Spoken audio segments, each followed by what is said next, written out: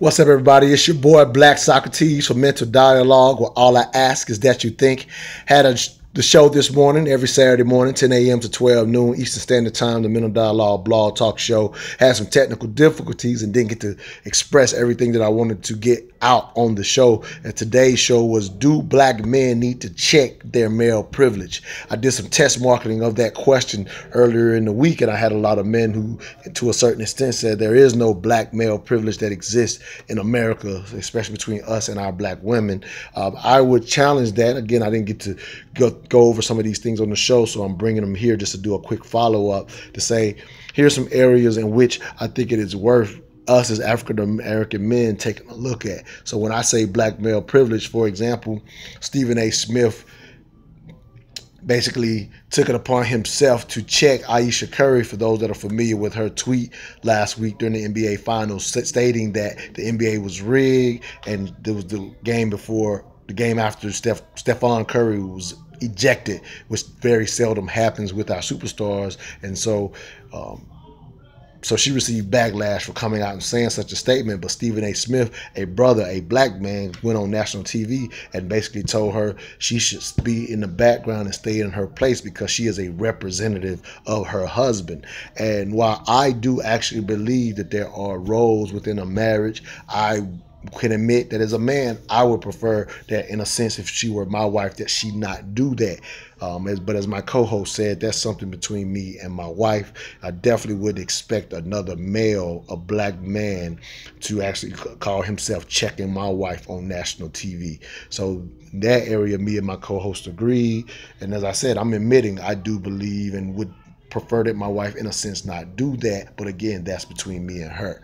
But the idea that he think it's okay to broadcast it out for America, something that Stephen A. Smith has been prone to do and point the finger at our community on so many levels. I still am a fan of Stephen A. Smith as a sportscaster, but this idea where he thinks he needs to get his platform and get on his platform and basically display before the rest of America so-called issues, I'm not a fan of, first and foremost.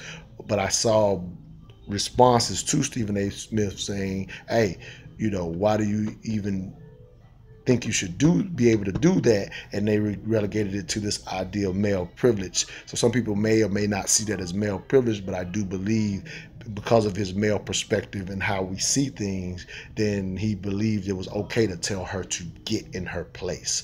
So that's an aspect that as men we need to think about. But here's some bigger areas. Historically, as I said on the show, there have been sisters who have paved the way for us to experience plenty of the freedoms and privileges that we think we have today, and they have been with us along the way. And so I like to distinguish when we understand I like to distinguish between how our sisters have been with us versus what we hear in the feminist movement, which I'm not a fan of, that makes it, in a sense, in my opinion, pits men and women against each other, and particularly the black man against the black woman. So I'm not a fan of that.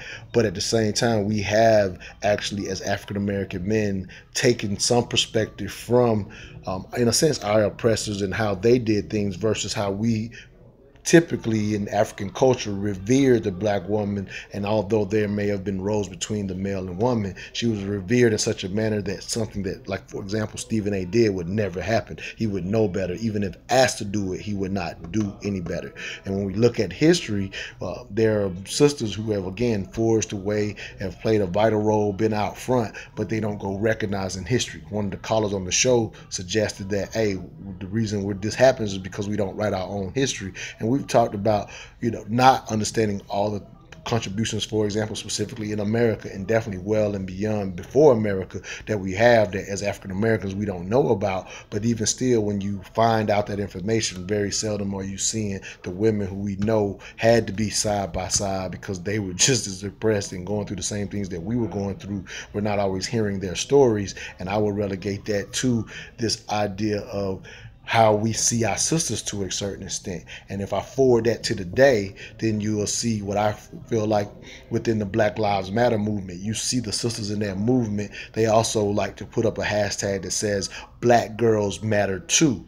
That Black Girls Matter Too hashtag is actually directed to us as black men in a sense, in our failure to acknowledge our sisters as we have done in history. The example I gave on the show was Fannie Lou Hamer. She is absolutely every bit the equal of Martin Luther King in our community as far as I'm concerned when I read her history, but most of us know very little about her. But again, forwarding that to today, and when you see the Black Lives Matter, when you know the hashtags, Michael Brown, Trayvon Martin, Freddie Gray, Samuel DuBose, all these names, and then you got a Sandra Blonde, who in fact we had to see on video, and then 3 days later she's dead in a prison cell. It was almost like an outstanding circumstance for our community, in a sense, to rally around what happened to that sister.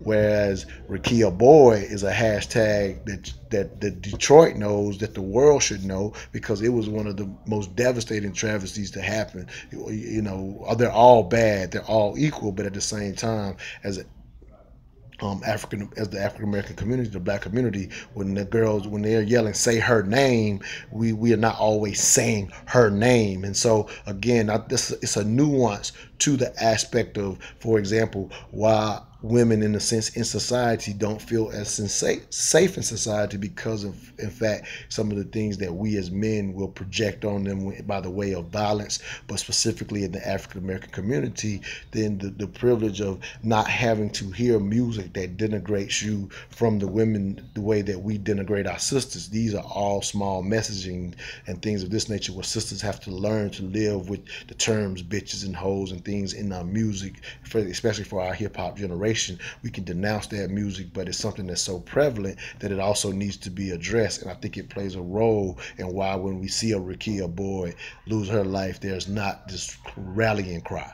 So again, there's definitely levels of male privilege that I think the nuances of it also play out in how sometimes as men, in fighting white supremacy, we are reduced to a position where we don't step up and fight for our sisters in a manner that we should, in my opinion. This is why you get the police throwing down young sisters in bathing suits and the young boys doing nothing, or a truant officer being brought into a classroom and the black male teacher and assistant principal do nothing when he picks up the young girl and throws her across the room. Some of you may say that's not related, and I say it is related from a mental standpoint of how we fail to revere our sisters as we did before in our previous African cultures when you study those cultures. So again, in a sense, there is a place for roles, but there's a level of reverence that also, in copying our oppressors, where we fail to acknowledge our sisters and respect them as we should.